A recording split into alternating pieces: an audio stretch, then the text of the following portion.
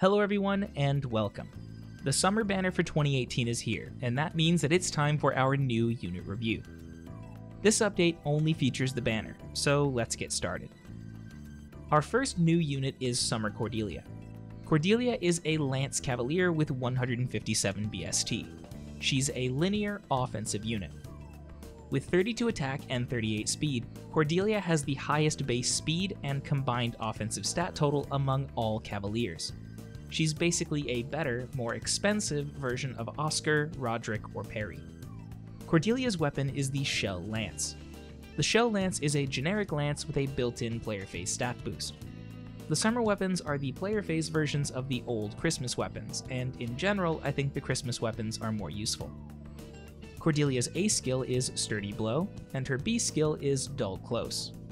Dull Close is new, and I think it's a lot better than it looks. It nullifies visible buffs in combat. However, because Dull Close affects melee units, including, importantly, Dragonstones, I think it ends up being more relevant. Cordelia is a good unit with one critical flaw. While she's amazing on paper, she isn't better enough to justify her cost.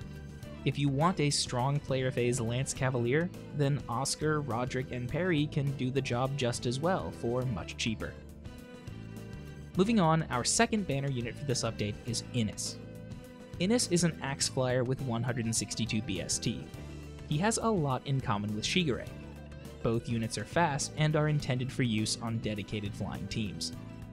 Ennis's weapon is the Beach Banner. Like the Shell Lance, the Beach Banner is a generic axe with a player phase stat boost built in. Ennis's B skill is Defense Feint. Feel free to check out my review of Bridal Tharja for my thoughts on the Feint skill family. I think Defense Feint is better than Speed Feint though, and it will be an excellent skill in both player and AI hands. Ennis's C skill is Goad Flyers. There's no doubt that Ennis is a good unit. Although he's limited, there isn't any cheap competition for his role. Among the green flyers, Minerva is probably the most similar, but she's 5-star exclusive.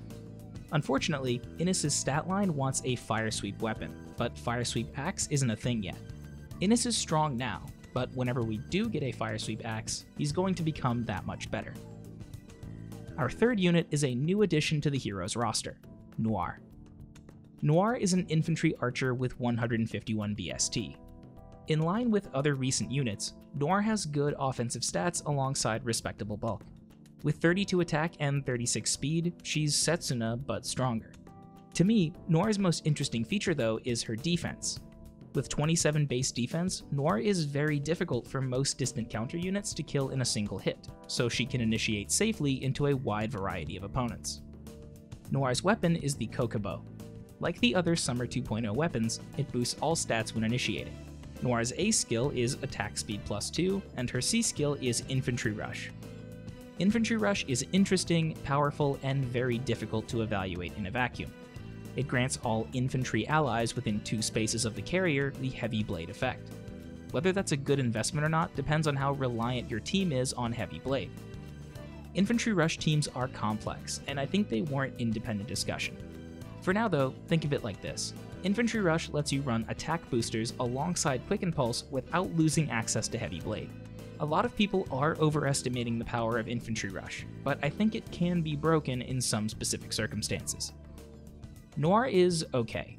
She's a good archer, but like Summer Cordelia, she isn't better enough than her budget competition.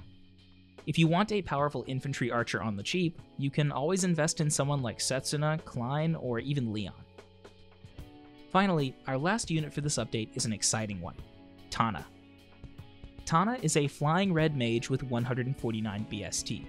Like Scattered Fang's Nino, Tana can break into the 150 BST scoring bin with a super boon in HP or res. In fact, if we put Tana and Nino side by side, the two units are shockingly similar. Nino's a bit faster, but Tana has more defense. Given their similar stat lines, it should be no surprise that Tana is just as good as Nino. She is less powerful without support, but once you give Tana flyer buffs, that doesn't matter. Tana's weapon is a 14 might tome that grants 3 speed. Additionally, as long as Tana is above half HP, any ally within 2 spaces can teleport to her. This effect is a reverse guidance, not unlike the effect on Hinoka's spear. It's really cool, but I think swapping it out for a blade tome is a good idea. Tana's A skill is Attack Speed Push. I've spoken a little about this skill on Twitter, but I do like it. Although Attack Speed Push is similar to other offensive buffs, the trigger condition and dual phase nature of it adds a nice twist.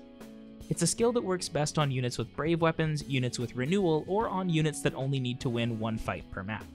When you combine it with Carrot weapons or other on-hit healing effects, the damage and healing are applied simultaneously. This means you can use Carrot weapons to mitigate the drawback of push skills. In my opinion, Attack Speed Push is a skill tailor-made for Alm. He loses 2 effective damage compared to Death Blow, but in exchange he gets 5 speed. If you can't tell, I like the push effect. I'm excited to see how the skill family develops, and I'll be making a video on them in the future once we have more. Tana's other skills are less exciting. She comes with Renewal, which is nice I guess, and Spur Attack Defense. Tana is the chase unit on this banner, and the only one that I would recommend pulling for. The other units have good fodder, but only Tana is unique enough to stand out from the crowd. Players looking for their first flying mage could do much worse than picking up a copy of Summer Tana. Overall, this banner is kind of underwhelming for a seasonal banner.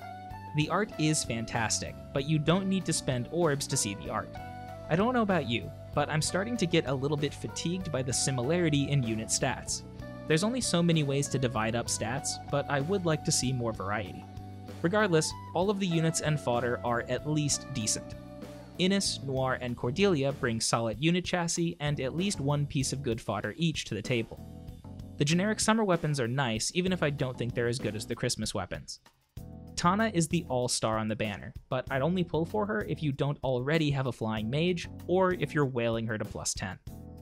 If you do decide to summon on this banner, I'd prioritize Tana first, Ennis or Noir second, and Cordelia third. Thank you very much for watching.